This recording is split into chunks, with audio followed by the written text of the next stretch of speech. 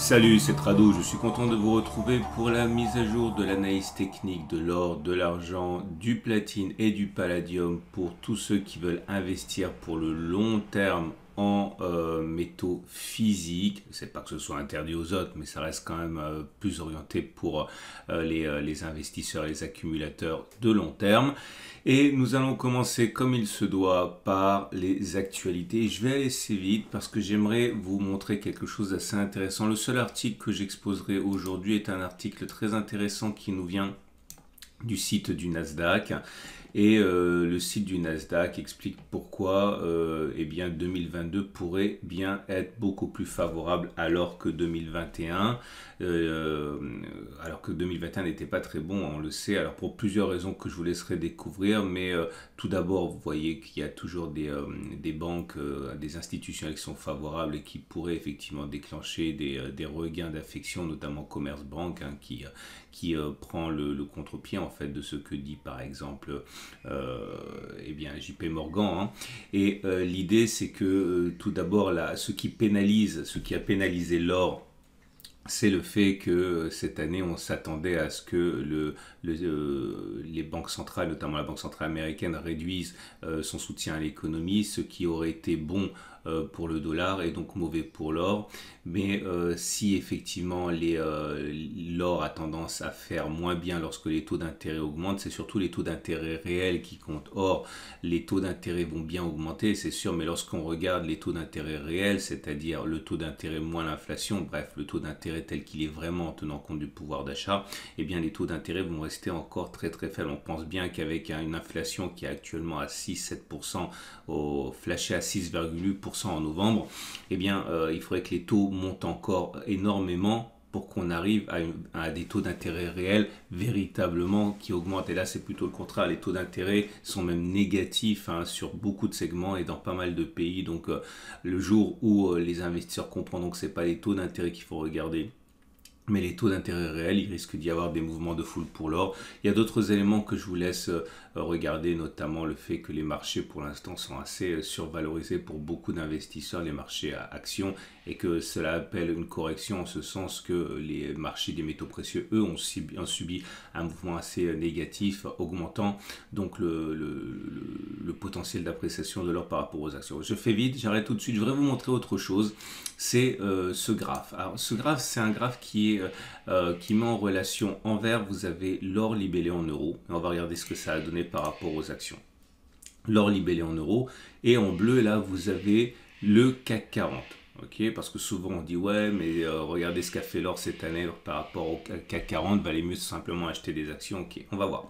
Donc ici vous avez la progression du CAC 40. Alors ça s'appelle le CAC 40 GR, ça veut dire le cas le plus favorable au CAC 40. Ça veut dire si on intègre dans la valorisation les dividendes dans le sens qu'ils seraient réinvestis. Ok, on va regarder comment a fait l'or par rapport au CAC 40. Alors ce sont des données en pourcentage, hein, pour comparer les choses, mais simplement regarder la position de l'un par rapport à l'autre. Chaque bougie correspond à un mois de cotation. C'est vrai que quand on regarde ce graphe, par exemple, depuis 2013, ok, on se dit oui, c'est vrai qu'il valait mieux être investi en actions qu'en or libellé en euros. Ok, mais ce que je suis en train d'expliquer, c'est que tout va dépendre finalement du moment où vous commencez à regarder les choses. Par exemple, si vous regardez par rapport à 2017, par exemple, ok, fin 2018, là c'est plus du tout la même chanson par rapport à 2018, on est sur des évolutions complètement comparables.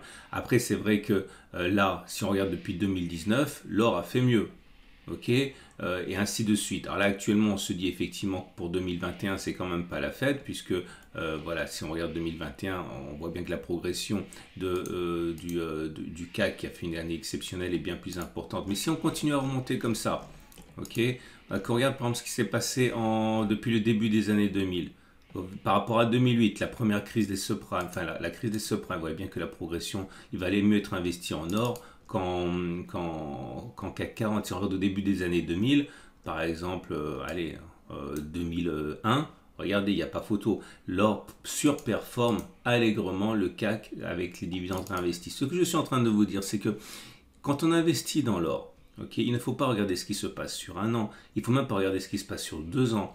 On n'achète pas de l'or pour devenir riche. On achète de l'or pour ne pas devenir pauvre. Ok, c'est très important à comprendre, surtout si vous êtes nouveau sur le marché. Si vous n'êtes pas un vieux qui avait vécu des crashs financiers, etc., etc., vous comprenez que le plus important quand on achète de l'or, c'est de stabiliser les choses et de garantir qu'on ne sera jamais dans le scénario du pire parce qu'on aura toujours quelque chose qui a fait ses preuves sur le long terme. Alors moi, je veux bien qu'on achète du Bitcoin. J'ai plein de Bitcoin. Enfin non, je ne dis pas que j'ai beaucoup d'unités de Bitcoin. Mais je suis investi en Bitcoin, ok, et pas seulement. Mais qu'on ne vienne pas dire derrière que les cryptos et les métaux précieux remplissent la même fonction. Je vous montre simplement maintenant, ok, mais ça n'a strictement rien à voir le Bitcoin. Ok, nous sommes là sur du Bitcoin en dollars. On va regarder ce qui se passe depuis, bah voilà, depuis 2 mois. Depuis 2 mois, par rapport au plus haut, le Bitcoin a perdu 40% jusqu'à 41% de sa valeur. On en est actuellement à moins 33% en l'espace de 2 mois.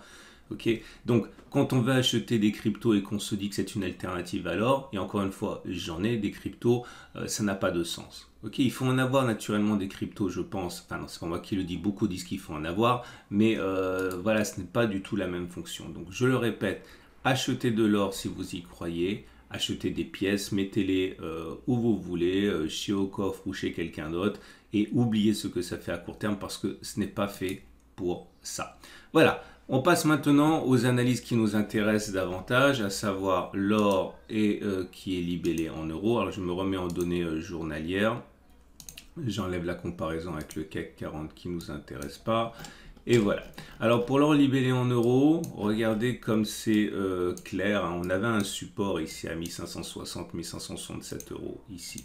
Ok, a-t-il joué son rôle de support? Absolument. Ça fait 2 séquences de suite, on rebondit. C'était une résistance qui était cassée, qui a changé de polarité, qui est devenue support théorique et effectivement c'est avéré.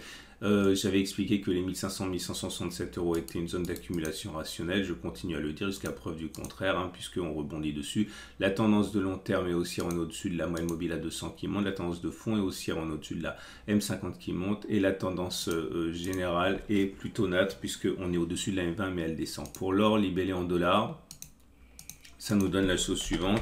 C'est bien, mais c'est moins bien que pour l'or libellé en euros, puisque là, les moyennes mobiles sont à plat, comme ça, donc on est plutôt en tendance neutre pour nos amis américains. Si vous voulez acheter des pièces et que vous payez en dollars, on n'est plus sur une zone d'accumulation rationnelle non plus. La zone d'accumulation rationnelle, elle était là à 1780-1758. On l'a suffisamment dit. Elle a tenu, donc prochaine zone d'accumulation rationnelle, 1724-1734. Pour l'argent maintenant, l'argent libellé en euros. On en est... non, c'est pas l'or, c'est... Nous sommes dans une situation là aussi qui est encourageante, moins fringante que sur l'or, puisque comme vous pouvez voir, on est en tendance de long terme qui est baissière, en tendance de fond qui est en neutre et en tendance générale qui est baissière.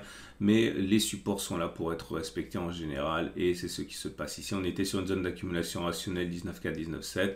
Certains en ont pris, en ont tiré parti. On n'est plus sur une zone d'accumulation rationnelle. J'imagine que beaucoup ont chargé sur le 19,4, 19,7 en achetant des pièces en argent.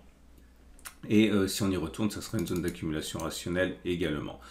Pour l'argent libellé en dollars pour nos amis américains, eh bien, c'est pareil, la tendance est moribonde, hein, tendance de long terme qui est baissière, tendance de fond qui est baissière, tendance générale qui est baissière, mais voilà, on s'en fiche parce que quand on accumule pour le long terme avec des pièces, eh bien, on se contente d'acheter quand on arrive sur un support. Ça a été le cas sur les 21,4, 29 zones d'accumulation rationnelle, prochaine zone d'accumulation rationnelle 23, 21,3.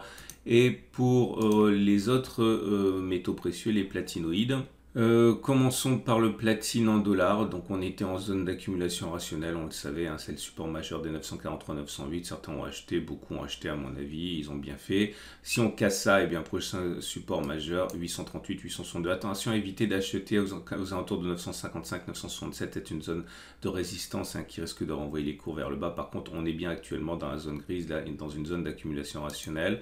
Pour le platine, mais cette fois-ci libellé en euros.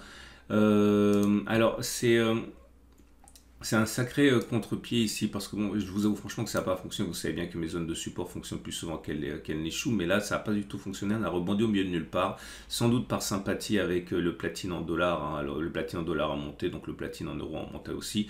Donc moi j'attendais, j'avais dit qu'on pouvait attendre qu'on aille chercher le support majeur des 795-768 puisqu'on avait déjà accumulé sur les 812-822. Bon, on n'y est pas allé.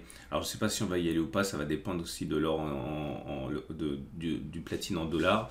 Mais pour l'instant, si on revient sur les 805, ce sera notre zone d'accumulation rationnelle. Hein. Pas sûr qu'on aille sur les 795, 768, auquel cas on peut renforcer également. Et pour le palladium, là, par contre, tout s'est fait de manière classique, on va dire. On était sur zone d'accumulation rationnelle, on l'avait suffisamment expliqué. 1350, 1545, beaucoup ont accumulé sur cette zone-là. Attention, on n'est plus sur zone d'accumulation rationnelle. Il faut attendre que l'on revienne sur les 1350, 1545 si on veut accumuler au meilleur prix. Regardez la progression en l'espace de 3 jours, hein, puisque jusqu'à 18% pour le palladium en 3 jours. Bon, c'est assez effrayant même. Je n'accumulerai pas à titre personnel sur la 1142, 1171 parce que c'est une zone de résistance. Et pour terminer, le palladium en dollars. Pareil, ça a bien fonctionné, les zones d'accumulation rationnelle, puisqu'on était sur zone d'accumulation rationnelle à 1056, 1499. Ça a fait l'objet d'accumulation et on a explosé depuis, regardez, là aussi depuis les plus bas. Et ici on prend les plus hauts, 20%, ok, en l'espace de 3 séances. Bon là c'est un peu plus correct, c'est 15%, mais quelle explosion du palladium sur le support majeur des 1646, 1499. Et j'aimerais pour terminer faire jeter un coup de projecteur sur quelque chose qui vous intéressera forcément, je pense, si vous aimez l'or et si vous aimez l'argent à long terme, c'est la Vera Carte. Alors la Vera Carte, j'en ai une, hein. Il suffit, si vous allez sur mon site, mais vous allez trouver le lien en dessous de la vidéo aussi, si vous allez sur mon site et que vous cliquez sur Vera Carte ici, eh bien vous allez arriver sur la page de Vera Cash qui propose la Vera Carte. Donc, l'idée c'est que vous pouvez acheter de l'or et de l'argent. En fait c'est un partenaire au coffre, hein, c'est au coffre qui fait ça également, et ensuite vous pouvez vendre et utiliser progressivement avec une carte Mastercard, tout ce qu'il y a de plus classique, hein, et bien vendre au fur et à mesure l'or et l'argent que vous détenez pour justement alimenter votre carte. Et ça c'est formidable parce que beaucoup disent que qu'est-ce qu'on fait avec l'or et l'argent quand on en a besoin, on va pas aller chez le boulanger avec une râpe à fromage pour râper ses pièces pour pouvoir payer. Vous n'avez pas besoin, laissez tranquille la râpe à fromage, promenez-vous simplement avec la Vera Carte, la Vera Cash, et c'est parti. Alors également, donc j'ai dit, hein, vous avez un lien juste en dessous de la vidéo pour ouvrir un compte ou simplement avoir plus d'informations. C'est vraiment un très beau produit, hein, un produit auquel j'adhère depuis maintenant pas mal de temps.